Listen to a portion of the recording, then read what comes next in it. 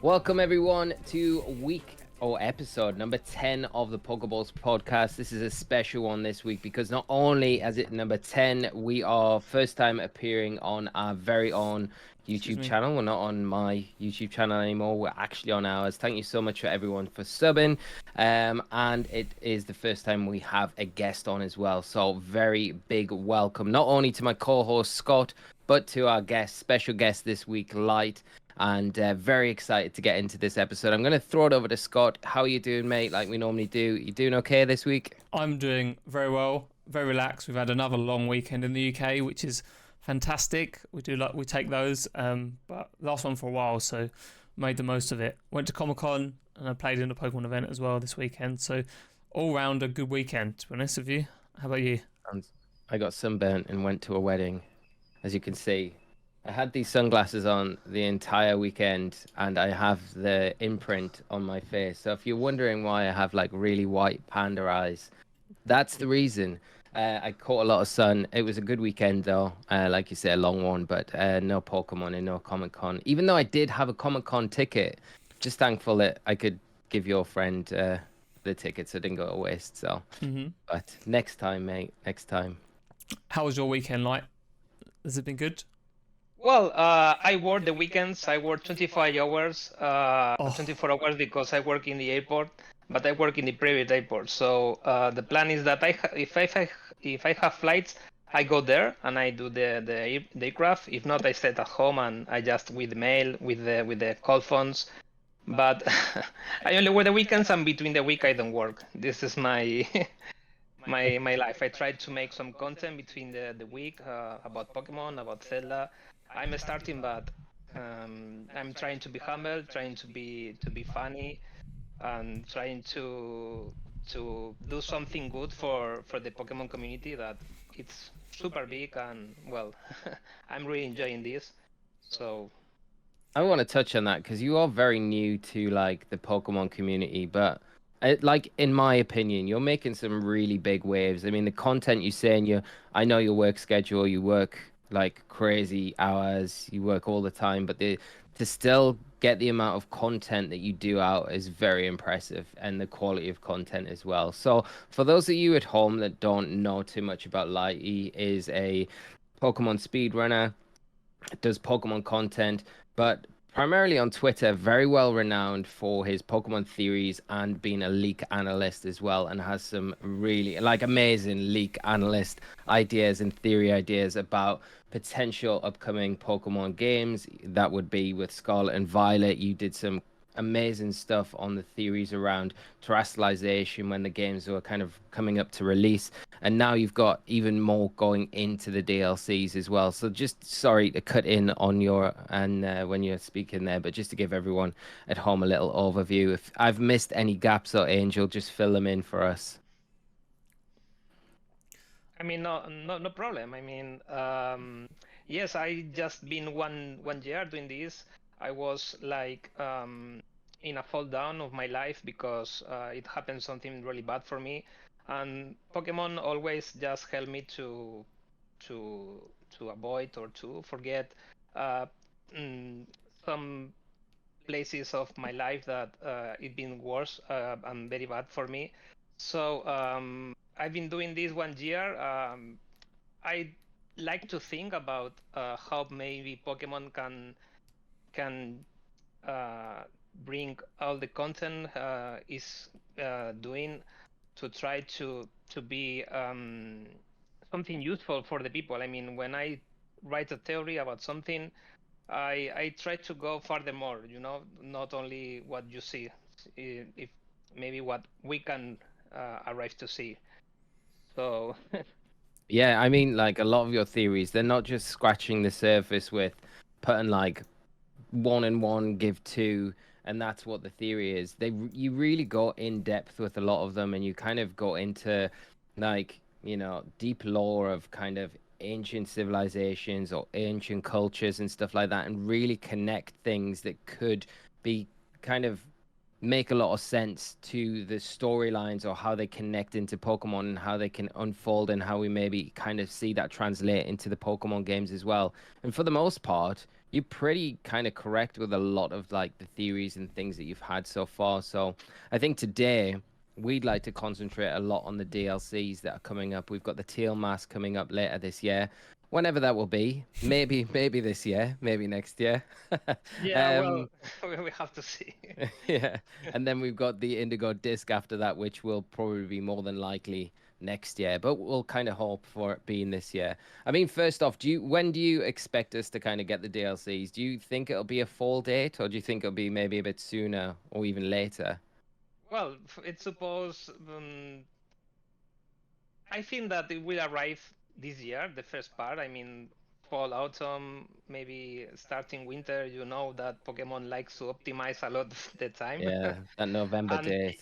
yeah, maybe the second part, because there was a leak about some time ago about someone that said that the second part will arrive the next year, among with the upgrades of graphics, because it's supposed that a new Switch is also coming, but my dates more or less will be those ones. First part past autumn, and the second part starting 2024. Yeah, Yeah. it's a long time away. I kind of agree with you. I think we'll probably see, like, I expect maybe October, but I wouldn't be surprised if it's into like November when we get the Teal Mask. It's just such a long time away. But I guess it'll come when it comes, you know.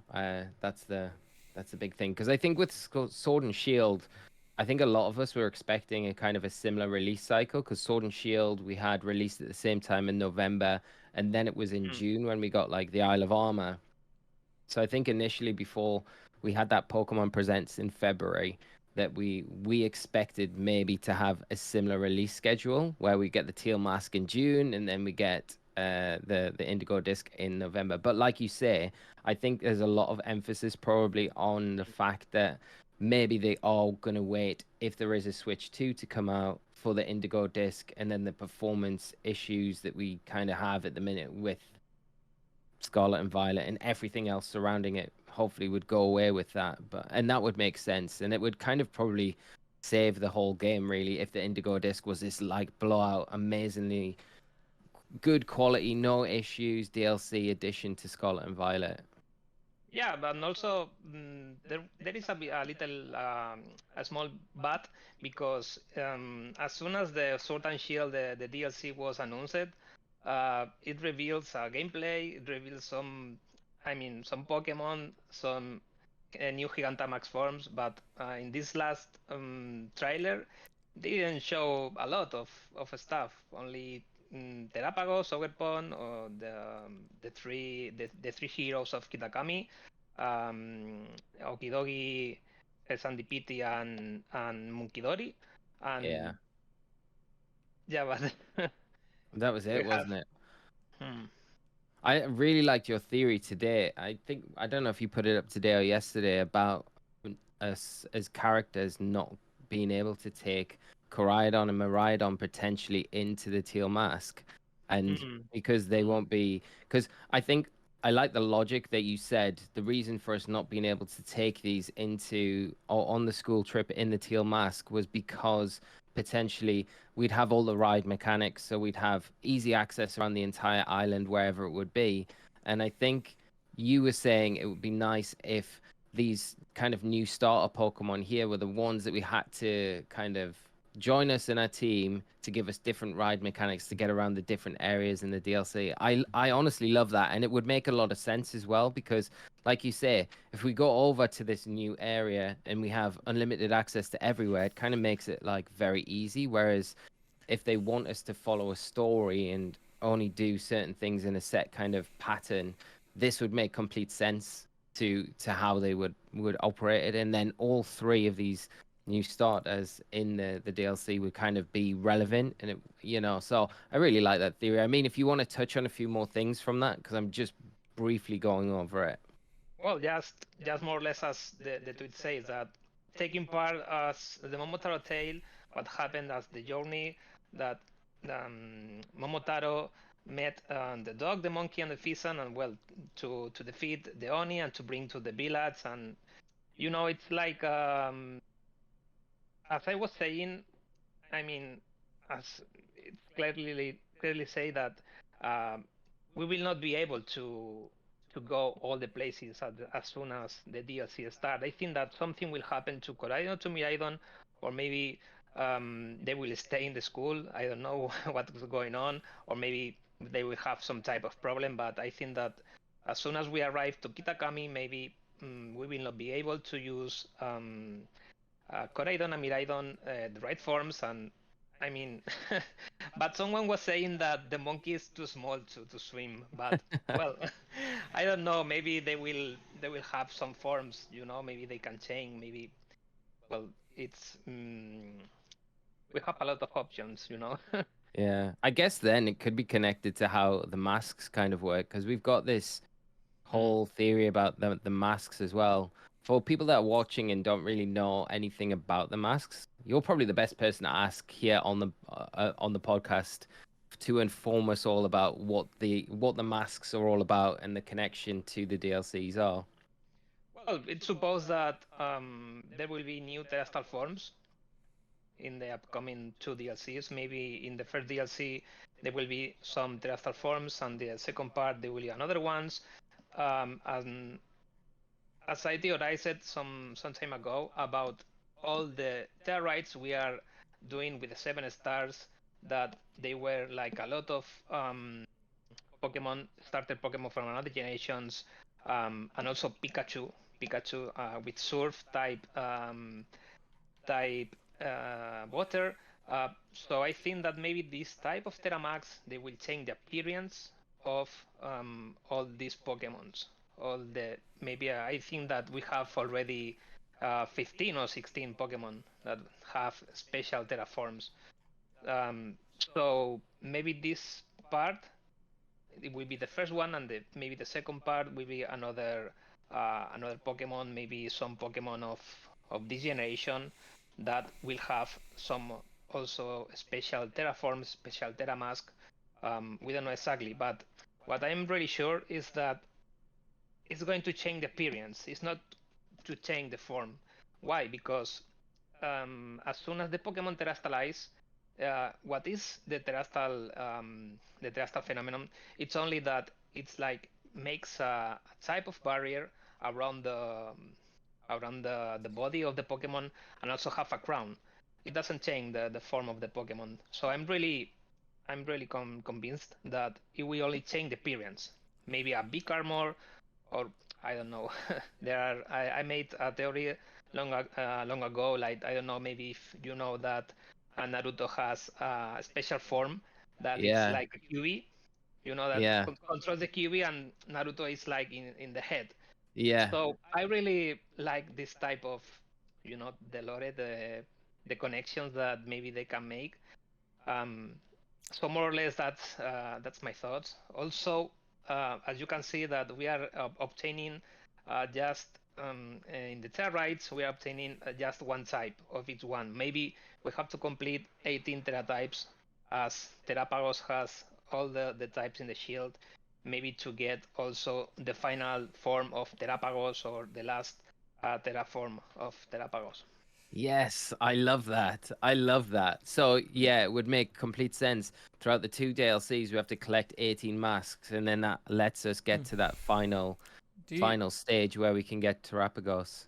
Do you think it would be like Gigantamax forms, where only specific Pokemon are able to do this new form with these masks? Yeah, but from my point of view, it's totally as you say. I think that just a special Pokemon with a special, with just maybe as happened with Pikachu. Pikachu is going to obtain a special Terraform, as always. You know that Pokemon love to give forms to Pikachu. We have Pikachu, a lot of Pikachu Gigantaform with with caps, with Ash Cap, So also Charizard, Charizard that is going to get a new special Terastal form, new special Terastal mask with the first Tera Raids 7 star with Dragon type. So I mean, I think that it's everything connected that finally they will show us a video, a trailer that they will appear all these Pokemon, because also have the Mightiest Mark. The Mightiest Mark is like a crown. So I think that everything is connected. Yeah, it's connected. Yeah. Yeah. It's really, yeah, it makes when you say it like that, I'm getting extremely excited that I hope this is how the DLCs are going to actually play out. But it makes a lot of sense as well.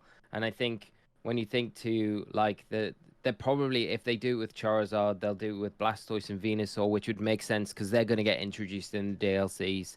Like we finally got home dropping, but we know we can't transport those two in initially because they are in the data, they are in the Pokedex, but they're not going to be accessible until the DLCs I think are available. It will be really interesting to see what Pokemon they decide to drop Tera Raids for after home drops. I mean, it does feel like they were going to do Delphox, but then held it back just because of the Pokemon Home delay or whatever the hell it is. They just want to get it out first before they do the next Tera Raid. And then I guess go from there. But like, do you think that because a lot of people seem to think that there's going to be a lot of content in these DLCs, do you think that will be the case? Yeah, well, completely. I mean, I think that also Pokemon needs to repair the damage that they did with the main series of Pokemon Scarlet and Pokemon Violet, because people some way it's angry, you know. But I mean, I'm really confident that if Pokemon drops a video with the special Terrestrial form and with some special content, the people will just change the mind and they will forget everything that happened with the books. This is exactly what we said with like, as soon as Home comes out, people are just going to forget about all the delays and everything like that. Yeah, exactly. It's Pokemon. I mean, the Pokemon company, they take us and they give us. So I think that's the two faces of the coin. Yeah. Yeah, I think I feel like the DLCs are going to be big. I think that the delay time on them as well feels like they're probably going to be a lot bigger than, because Isle of Armor was pretty small. Crown Tundra was an alright size, but it wasn't huge. It could be that they're just trying to polish them because they know how badly obviously the game was at launch. So maybe that's just what it is. I mean, they spent an extra year. We found out recently they spent an extra year polishing Tears of the Kingdom. So it would make sense if they're obviously worried. You know, I know that they don't care, but they must worry about it. You know, they can't have the DLC to run badly as well. You know, it's even if it doesn't affect them that much, it's just going to be bad. So it would make sense that maybe that's why they gave such. I mean, they do it anyway, but maybe that's why they gave such vague dates, just to give themselves a lot more lee room with like deciding when they actually want to drop the DLC. So it would make a lot of sense. And if the Switch Pro does come out, I mean, maybe that's what they're aiming for, and that's why the Teal, whatever the second one is coming out. Indigo Disc is coming out. You know, I think the placeholder date is like April 2024 on the eShop. So, you know, it'll be interesting. Like I said, we spoke about it. It could, like, you know, everyone could forget everything. The DLC could be amazing. The Switch Pro could come out and the game could run like a dream. And, you know, it's funny how quickly people forget stuff when they're excited about, Yeah, but it's curiously that those special terraforms they just keep for the DLCs, because in the main game there's the 18 Tera crowns, 18 Tera types, and that's all. And I remember that I posted a theory about 8 months ago or 9 months ago about talking about this, the special terraforms, and people, they were saying me like, I mean, you are crazy, what are you saying? No, that's all.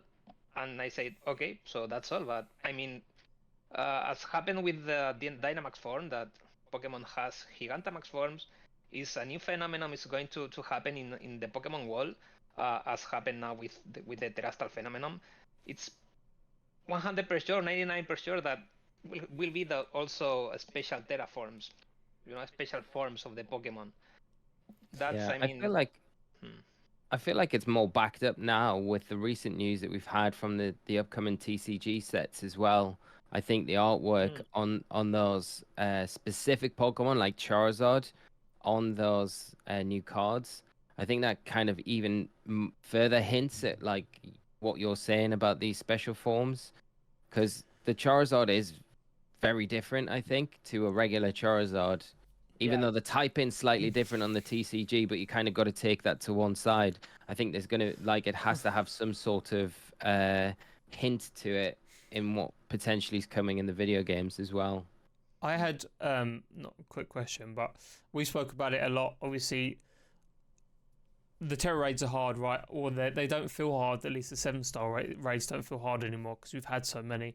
Obviously, when they were first introduced, as we've discussed on the podcast before, all the raids, even the 5-star raids seem really hard, you know.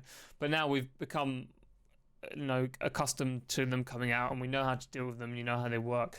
Do you think, along with these special forms, do you think we will get maybe 8-star Tera Raids, or stuff that's a lot more difficult than what we already have? Yeah, absolutely. Yes, I mean, we know that already there are not legendary Pokemon with the Tera Raids. Maybe it's going to appear, Mewtwo, all the Pokemon that are coming back, Mew, Giratina, Dialga, Palkia, also all the lore that Pokemon Scarlet and Violet has with the time travel, with the present, with the future. I mean, something really big can happen in Scarlet and Violet that maybe I don't know, they're going to there will be like as you said, 8-star Tera Raid battle with new Pokemon, with much more harder Pokemon, but we don't know what's going on, because maybe with this new mechanic that the DLC is going to bring us, maybe will help us to deal with that 8-star Tera Raid battle. Because I think that I remember also, I didn't play, but I know that happened, that in the Pokemon Sword and Shield DLC, in the second part, the second DLC, there was like Max Dynamax Adventures. Yeah, Max Gigantamax Raids, isn't it? Or were they the Dynamax Adventures where you had to go through the 3 stages until you got to the boss at the end? Exactly. Something like that. Yes. Yeah, that would totally make sense as well, wouldn't it? To have like that extra difficult, just unlockable in the DLCs. Yeah, I think you're right. There's obviously, they're going to need to have a way probably to get all the previous box art legendaries into the game at some point. They'll probably do events for some, like you say, but a lot of the main ones from the main series games, they're going to have to do, like the Dynamax Adventures, something similar to that, and it would be really cool if they made them harder. Yeah, I mean, we have Walking Wake, and also we have Iron Leaves, but they are Paradox Pokemon. They are not legendary. Yeah. So yeah.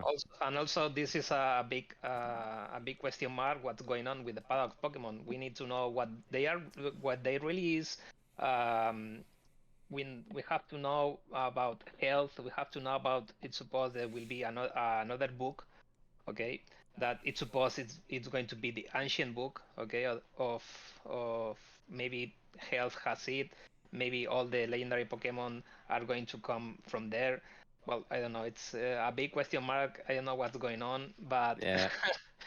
I mean, there are a lot of weapons that Pokemon can use, and it will be a must buy. I think the DLC. Yeah. I like the theory. I like that idea of a third book as well with all the legendaries in. I think that's really cool. Yeah, because we don't have any type of information when you put the Pokédex of Koraidon and Moraidon. The information that is from there, there's not in the Violet book or in the Scarlet book. So it's very curious. Yeah, because it says that it's in Ancient Diary in the Pokédex. You can read it in Ancient Diary. We don't have any diary that's it ancient, only the Scarlet book and the Violet book. That's a really good point. Do you think that in the DLCs the professors will actually still be alive, and that we'll get to maybe travel to the future or the past and find the professors that died?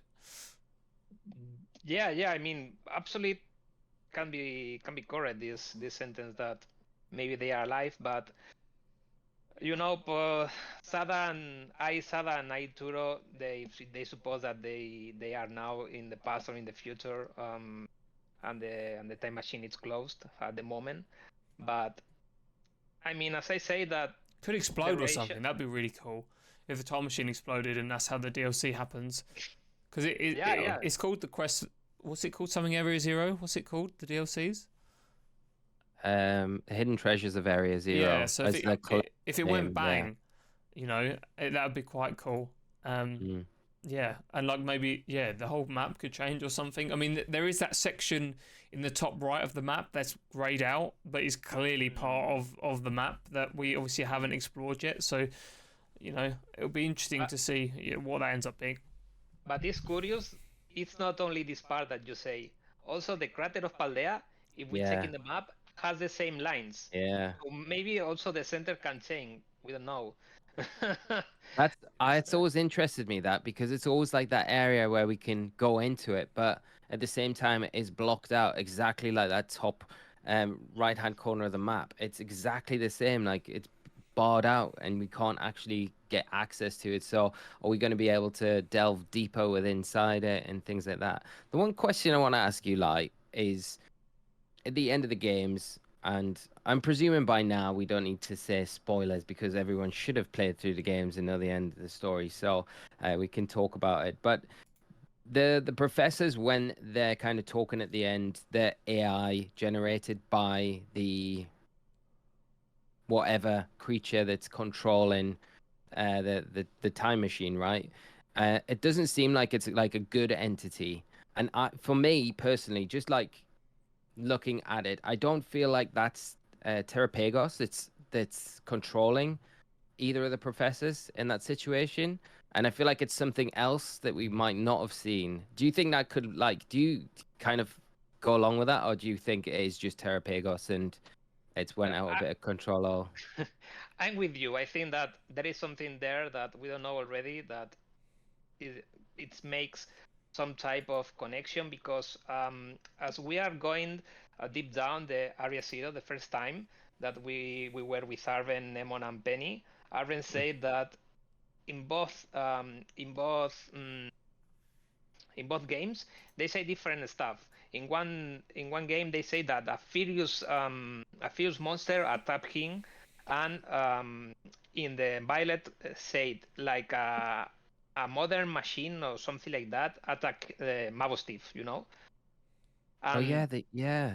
And I mean, that's a big hint that something more is there. That, because if not, all the times that when we went down Area Zero, that Arven, we saw a lot of Paradox Pokemon. Maybe he should say, oh, if it was this Pokemon that attacked Mabostif. So we don't know which Pokemon attacked Mabostif, in fact. Yeah, and that gets me onto the points, you know, in the Scarlet book and the Violet book, you've got the kind of illustrations of what kind of I expected the Paradox, Walk and Wake, and Iron Leaves, but they don't look anything really like what they're drawn like in those books.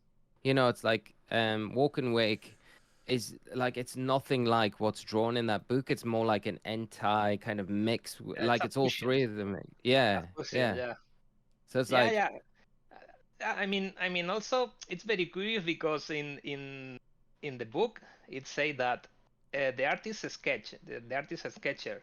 We don't know who is the artist sketcher, okay? Because it's supposed that the page that Terapagos sees, this, I don't know if maybe it's the last form, and those pages that you are saying that with Walking Wake and Iron Leaves, that they don't look like they was drawn by the artist sketch, and we don't know who is the artist sketch. So yeah, it's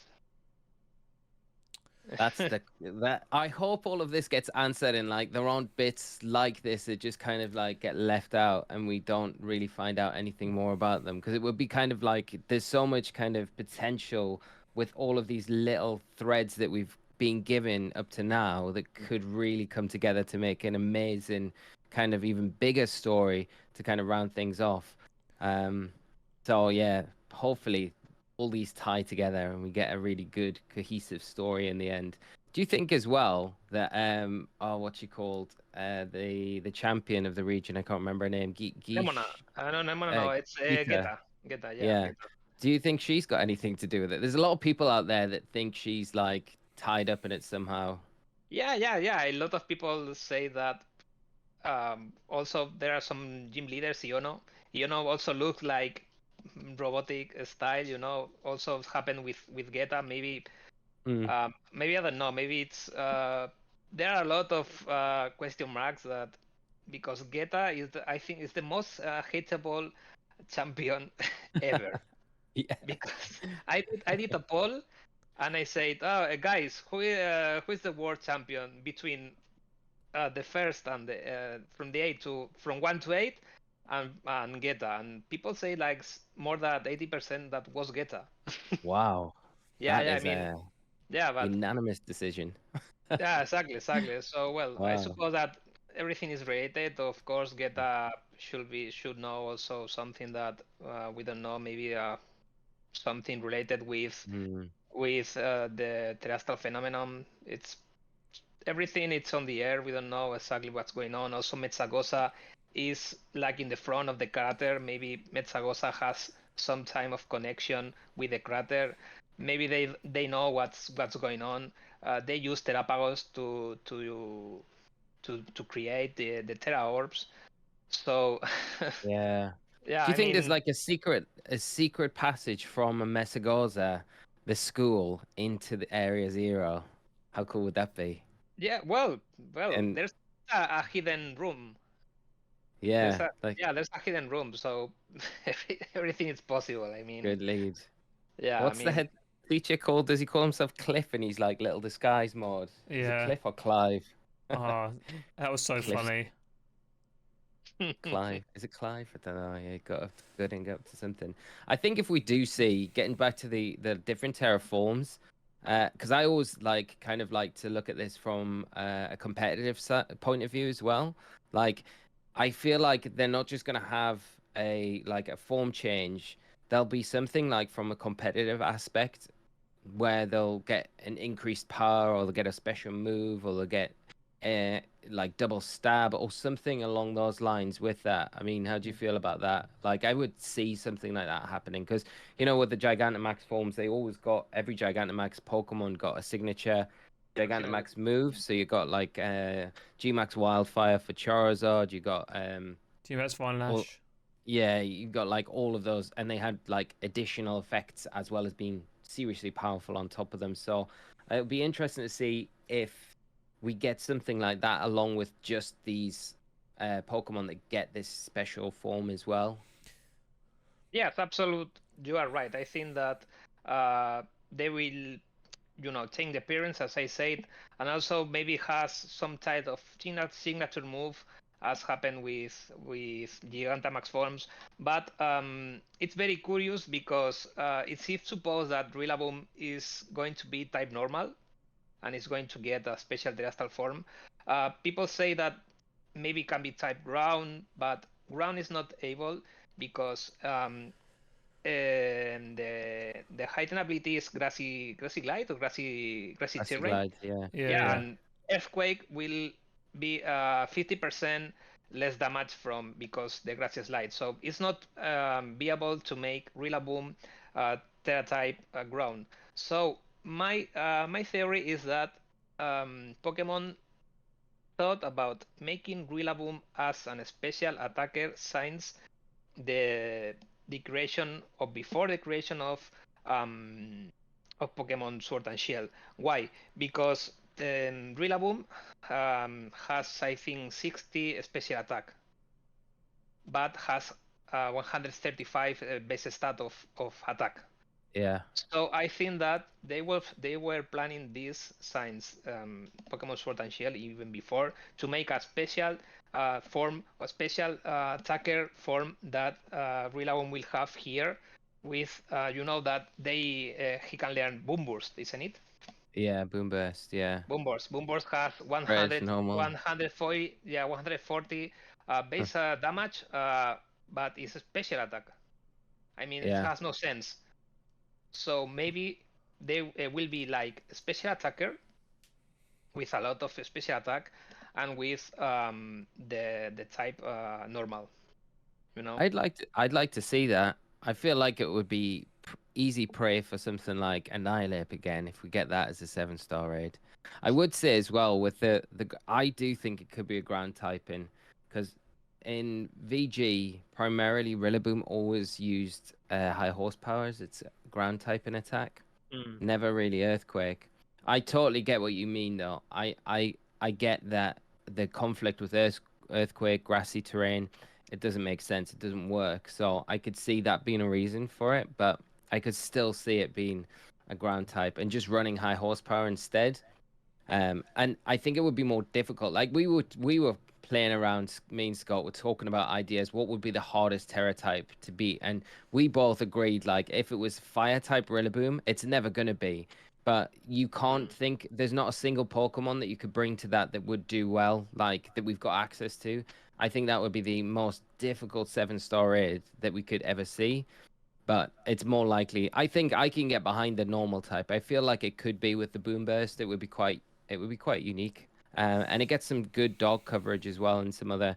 I mean, its coverage in general's amazing. So it'd be a tough challenge, I think. And the Boom Burst would be disgusting, horrible. Yeah, exactly. Some time ago, I did a video because Rillaboom has access to Sunny Day and to Growth. So you know that the mechanic of Pokemon with the same structure, right, as happened with Inteleon is you cannot do anything, and as soon as the battle starts, Inteleon use Snow Escape plus Mist. So my thoughts are that Rillaboom is going to use Sunny Day. Sunny Day will increase the damage of the fire attacks, but has Growth. So my thoughts is that it's going to use Sunny Day, then Growth, and then Boom Burst. Growth will upgrade +1 our attack and our special attack, but under Sunny Day increases 2 times. Yeah. I mean, so hitting with Boom Burst with Tera type normal and +2 is going to hard. It's going to hit hard, you know. That's gonna be You're gonna have to use Annihilate. It's the only thing that's got immunity to it that can hit it. The good damage. The ape is the the ape. will reign supreme again. But yeah, I mean that would be so good. I would love to see that. That would be a really cool combination. I've been coining that when I've been covering the raids, that turn where they have that free turn, I just coin it turn 0 because it's just like the free turns that they all get. So it would be nice to see us get kind of really like punished very quickly early on with something like that, because I feel like we get some ones that are like not too bad, but other ones they're like they're not making much difference. So that would be scary. That would be scary. Also with Delphox, because Delphox has Charm and does Gleam, and will remove your item if it's a Fairy type. Just if it's a Fairy type. I think it'll be a Fairy type. I honestly think it'll have Magic Room, and it will utilize that with Magician. I really feel like those 2 moves will make a lot of sense on it. So I could see like Magic Room being used where it nullifies the items for 5 turns, which is quite scary. And then obviously Magician as well can just steal your item. So I do think like those 2 moves, Charm, and it gets Nasty Plot as well. So it's Nasty Plot, Calm Mind, has X, Will-O-Wisp. I could see Encore as well, being used, because like Encore, it's got like that Magician vibe to it as well. Like, so potentially, I don't know, but I think that'll be a hard one. I don't think that is something people are going to be able to bring Annihilate to. I think Annihilate will get eaten alive unless it's got Charm. And then you're just going to be able to be like, with charming. Defiant. Yeah, exactly, with Defiant. I think if it's Will-O-Wisp, I think it's going to be a lot more difficult. I did already a video with best option for me is Cerulege. I've got that as well. Cerulege is like, Cerulege top option for, I think. Fire, Swords Dance. Yeah. I mean, I think Armarouge is very good as well. I think Armarouge with the Psychic Terra typing. And I like Arcanine as well. Flashfire Arcanine is a little outside pick. Yeah. I think that could be quite good. So I've got a video ready to drop because I expected it to. I got the video's ready, but it's been ready for like 2 weeks, and I'm like, okay, when can I drop this video? Yeah. 2 weeks. Oh my god! Well, I did it like I was so confident that it was going to drop after the Chestnut raid. I pre-did it. And then obviously, everything just went down the hall, you know. We haven't had anything. I was totally expecting, you dropped me a message last night, and I was like with you. I was like, last night we're gonna get the announcements for the new raids. They're gonna come, and I kind of like the idea. You said they're gonna just bring them all back, all three of them at once. All back And I think, yeah, let's get 2 7-star raids at once and the spotlight raid. Just get it all done, and then we can kind of get caught up with the schedule. Because you've got a theory about this schedule as well. What we're gonna see at the end of this first phase of raids. I've been coining it, but I'll let you take it away, mate. You can tell everyone what you think we've got coming, which is quite exciting, I think. I'm after Rillaboom and Delphox. What's going on? Yeah. I mean, it's a big question mark what's going on, but it's supposed that after Rillaboom, I'm really confident that it will arrive probably one legendary Pokemon, one really special Pokemon that maybe will have also a special Terraform, but it's quite hard to know that. But I also think that they have to prepare Meowscarada, Skeledirge, and Quaquaval for also special Terraforms. I mean, they also need them. So probably they will be on the way also, those three. But we don't know. Yeah. I mean, actually, that like going along with that theory would make a lot of sense because it wouldn't. I don't think those Tera Raids, like a 7-star Tera Raid for Quaquaval or any of the other starters in Scarlet and Violet, would be that exciting because they're kind of starters that everyone has access to already. But if you give it a twist where they do announce a trailer where they say, yeah, this is the new thing. These Terra masks are going to give these new Terraforms. And the next 7-star raid is like 7-star Skeledirge with its signature Terraform. Everyone would go mad. It would be like, no way, this is cool. And everyone would want them then, wouldn't they? Instead of being like, we've kind of got these Pokemon. It's not super exciting. So I can see that working. Yeah, but probably I think that this part of Skeledirge, Quaquaval, and Meowscarada is going to come with the second part of the DLC because if you remember the footage and also the peak of the second part of the DLC that they are in the Blueberry Academy with our 2 new rivals and with the 4 other guys that it's supposed that you are going to face them there. It's Meowscarada, Skeledirge, and Quaquaval in the picture. So maybe that's some type of hint that in the second part those Pokemon are going to receive the special terrestrial forms or the special Terra Mask. That makes sense. I would like to see that. Okay, mate.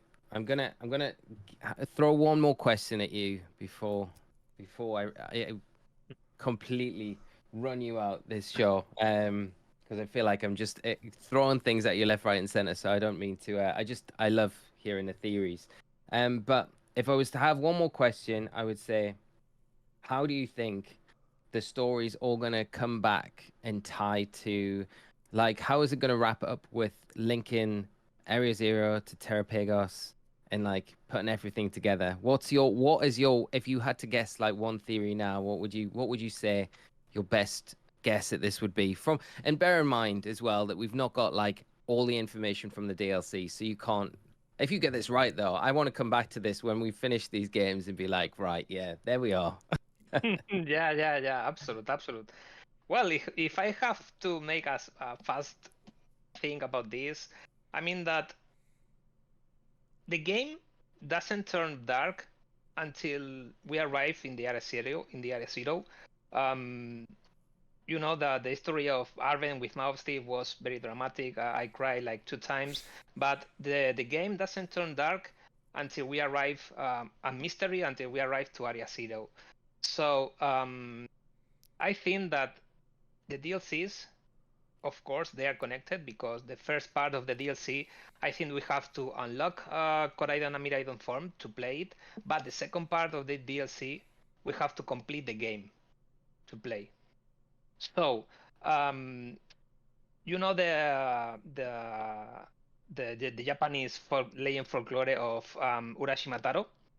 Yeah. What happened that some boys were hitting a turtle and then a fisherman appeared, saved the turtle. The turtle bring to the sea, to a palace that there was that a god of dragons. It's supposed that the turtle was a princess. So Urashima Taro stayed there some time. It supposed was 3 years, but in the real life was 500. Also playing with this type of time travel of time and past and future. So Urashima Taro left the palace, went back to the reality, to home, and realized that 500 years passed. Okay, so and also has a box, like a small cage, and open it, and because the princess said, "Please don't open it," and finally open it, and suddenly Urashima Taro gets old, like 500 years more. So more or less, it's like I think that everything will be connected. Like maybe we will see Terapagos, but not the big one. You know, the small one that we don't know already the name. So maybe somehow we will arrive. You know, the second part of the DLC to the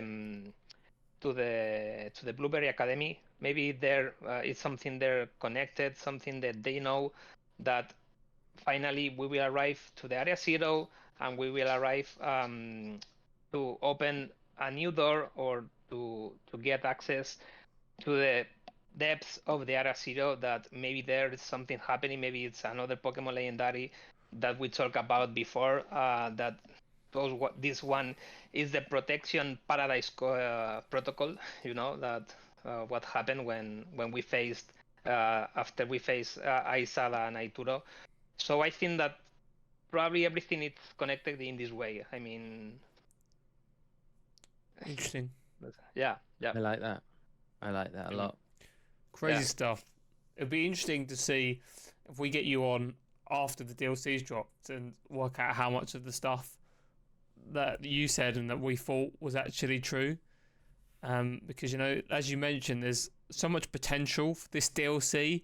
Obviously, we're getting excited now, but, you know, we know nothing about it. So when it's out, you know, it could be really good, could not be really good. But hopefully once home drops this week, tomorrow, or the maintenance is today. So tomorrow, Wednesday, hopefully we'll start getting trailers for the DLC, which would be nice. But I guess we just have to wait and see and write it out. Yeah, but I'm really sure that after the DLCs, after everything, there will be also some hints, some information maybe about next generation.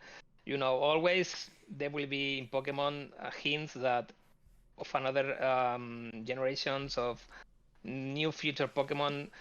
We have to see it. We have to see it if finally Pokemon will take everything, make a big connection between all what happened, because I think that we don't know the truth, what's going on in Paldea, because, you know, Area Zero, it's a mystery, and I think that they have to resolve this very good, and I think that they will do it, because this will be the marketing plan that everyone will buy the DLC, the first part and the second part, and that's all more or less. One more thing. Sorry, I keep going. Yeah. You'll have to stop me in a minute, Scott. But do you think there's going to be any connection to Kalos because of the link to AZ from Kalos and the Eternal Floette, and obviously AZ in X and Y, AZ Area Zero? That connection's been made by a lot of people. I love that theory.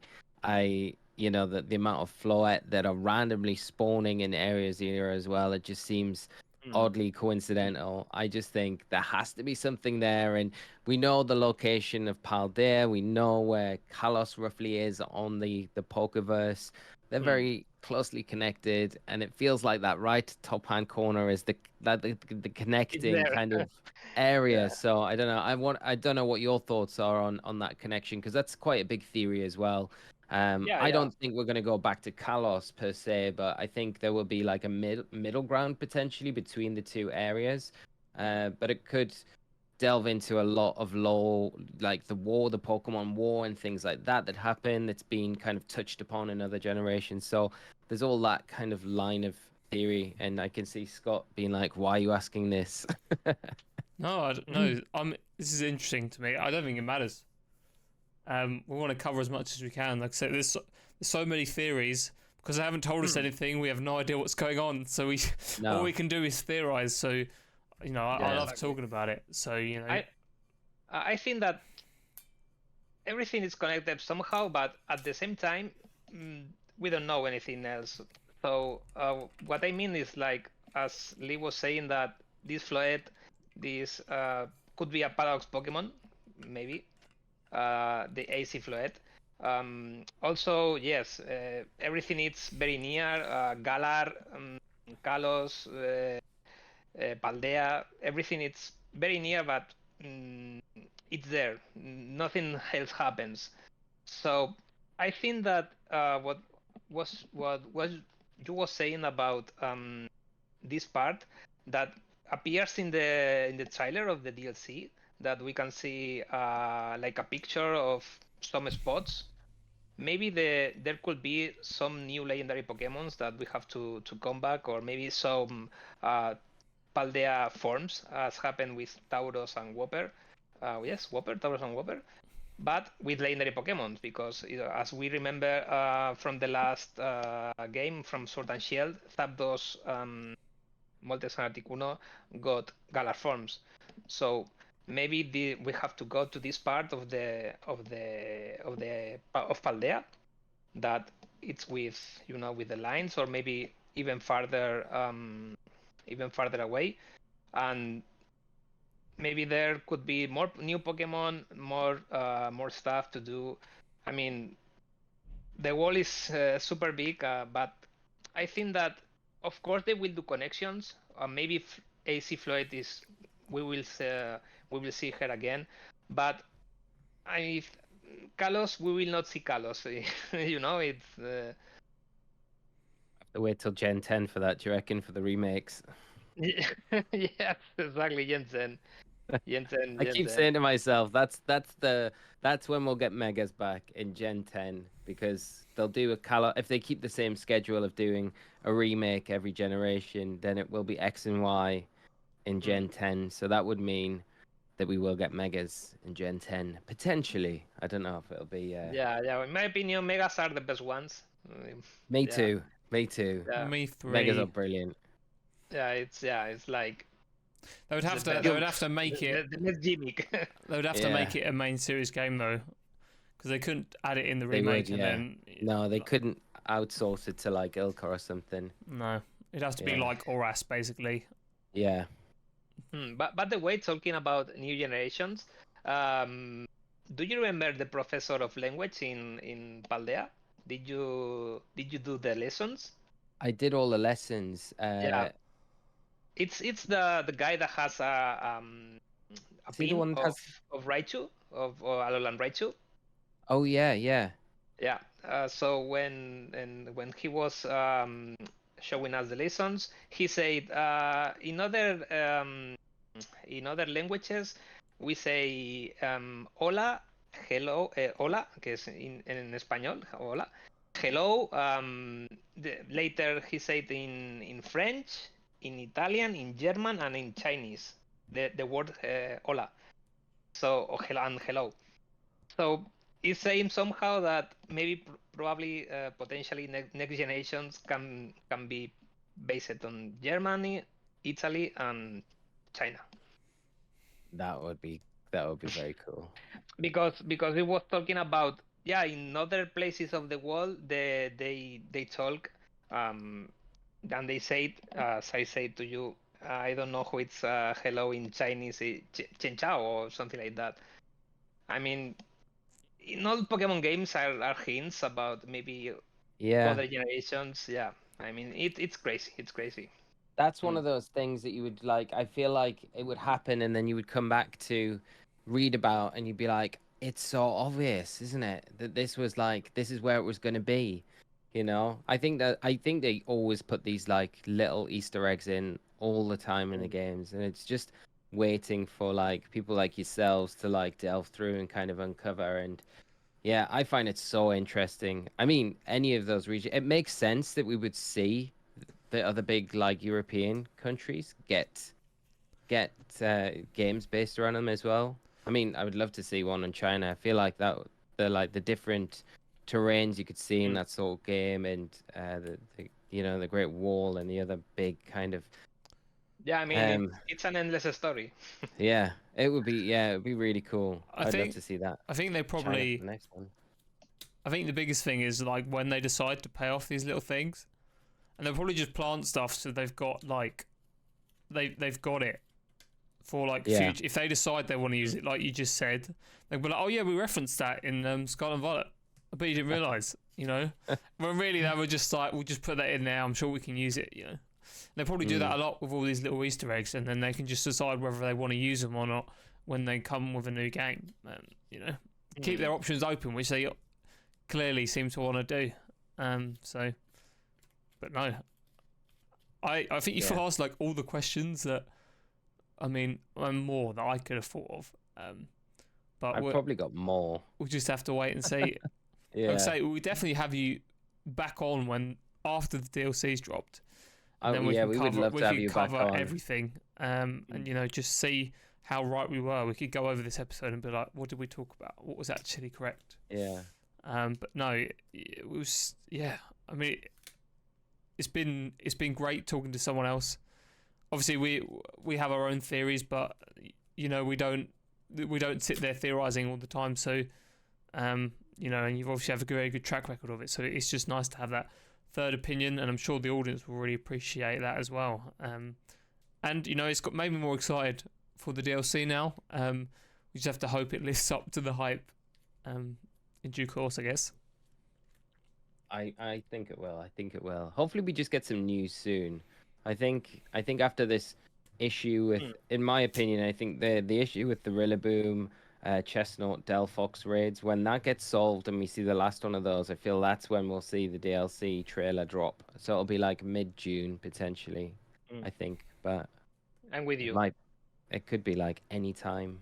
But it's nice that we've got Homecoming tomorrow. But I second everything that Scott says. It's amazing to have you on the channel with us, kind of giving us your insights on this. You're obviously super knowledgeable about like all the aspects of the game that like sometimes get overlooked, and not necessarily on purpose or anything, but I think you're picking up on things that are in the game and really kind of exploring them a lot more than, you know, myself or Scott or maybe a lot of the viewers would do. And it's really a great thing to have you on the channel to kind of go through these with us, to explain what potentially they could mean for the games that are coming up, because there's huge anticipation for the DLCs, and I think there is that clamor. Everyone wants these DLCs to be good. I don't think anyone really is rooting for them to crash and burn. I think everyone really wants them to do well and see Scarlet and Violet be these really like live up to expectations, because in my mind they're still, I'd say, probably like one of my most enjoyable playthroughs of a Pokemon game I've ever had out of all the other generations. I love Scarlet and Violet, but it's like undeniably got its issues, and I'd love it to see it get like a redemption arc with these DLCs, and I think it's possible.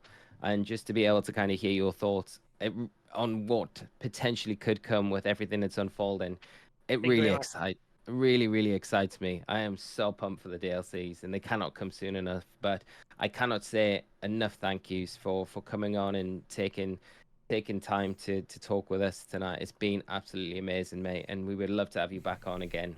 My pleasure. Thank you very much, Lee and Scott. Muchas gracias por dejarme estar aquí, to leave me here. It will be a pleasure to be anytime. I mean, thank you very much, because I'm not very known in the world of Pokemon, but I'm humble. I become from a humble family, and I think that's the most important part of being a person. 100%. And everyone at home, if you want to follow Light on any of his socials, definitely make sure you check out his Twitter, because that's where all of the theories kind of take their birth. and then you continue these on your Twitch. You stream on Twitch, so these will be linked as well. And you also have a YouTube channel as well as a Discord server as well. So make sure we'll link all of these down in the description. So make sure to check them out, follow Light, and follow the journey to see where he takes us next on this theory train that is very exciting, especially because we get zero news from Pokemon about like anything. So yeah, I mean, at least we got you, man. Yeah, I mean, well, it's very hard because, as you say, there's no notice, so you have to take like some hints, like here we can make this connection and we can try to make this theory or this speculation, but I'm just trying my best. I just try to entertain you to just think about how Pokemon can think, to anticipate that and to make something really good. And also because this Pokemon is based on Spain, in España, and it's my country, and yeah, for that reason, I thank you very much for everything. No, you do a great job, mate, and just keep doing what you're doing. And yeah, we're looking forward to getting you back on very, very soon. Hopefully after the DLCs, like Scott says. But Scott, is there anything you want to chip in with before we say goodbye to Light? No, I was just thinking of an analogy in my head. It's like trying to make a sandwich without bread. We're trying to piece together these what's going to happen, but we don't have the key parts of the sandwich yet. So we just have to wait and see if we get it soon, so we can build on these theories and before the DLC arrives. So you're gonna start me off about Herba Mystica and sandwiches now, and another set of questions. Stop it. Right. No, it has been amazing. Thank you so much, Light, for coming on. Thank you very much. For being a wonderful guest. And yeah, that's pretty much it. I think we'll leave it there, Lee, to be honest, because this has been awesome, to be fair. I didn't think we'd be able to talk this long for DLC, but we have. So that's all. I think that's all. We'll call it the theory episode with Light. I think that would be a good name. So we'll link everything in the description, guys. So if you want to follow Light, we'll have all his socials down below. And yeah, I guess we'll see you in next week's episode on our new channel, remember. So please subscribe if you find us. Yes, and thank you to everyone that has left us reviews on Spotify and iTunes. We have 15 reviews now. I don't know what happened. That is amazing. Thank you so much. I think Spotify has been trolling us because Costa, one of our friends, told us that he did literally leave us a review as soon as we asked him to, but it didn't show up. So Costa, thank you so much, and thank you to everyone. It doesn't show us the names on Spotify. It's really dumb, but we have I think it's 13 or 15 reviews now, which is like amazing. 15 for 4.9 stars. So we appreciate everybody. And thank you so much. To the next 15 reviews. So yes. Quickly, Scott, if we are ending it up here, I just want to quickly update. Obviously, we have got Pokemon Home dropping. The maintenance is happening tonight. So we're recording this on the 29th of May. Maintenance will be starting on the 30th at like 1 a.m. UTC time. And it's going to be estimated to run from about 6 to 30 hours. I'm presuming by the time this episode actually goes live, Home will be totally out there, compatible with Scarlet and Violet. So that is happening this week. For those of you that don't know, they're the times and maintenance dates and things, as you can see there. We haven't had any update, like we've already mentioned throughout this episode, on the 7-star Tera Raids coming back. We haven't had any news on that Spotlight Tera Raid event between Great Tusks and Iron Treads. So I'm hoping we get some news. It might even happen tonight. It might happen after Home has been established, that maintenance is fixed. They might think that's done. We can now get back to the 7-star raid. So we might see something come back this weekend. If we do, of course, we'll be covering it over on my channel. And keep an eye on Light stuff as well, of course, for that sort of thing. And hopefully that kind of fires everything back up and we get back more to a better schedule with stuff, because the last 2 weeks have been a bit of a nightmare. So, but other than that, there is a mystery gift running. Get Gold is the code for a gold bottle cap, which is running at the minute, and it was announced for the Japanese National Championships that will be running on the 10th to the 11th of June.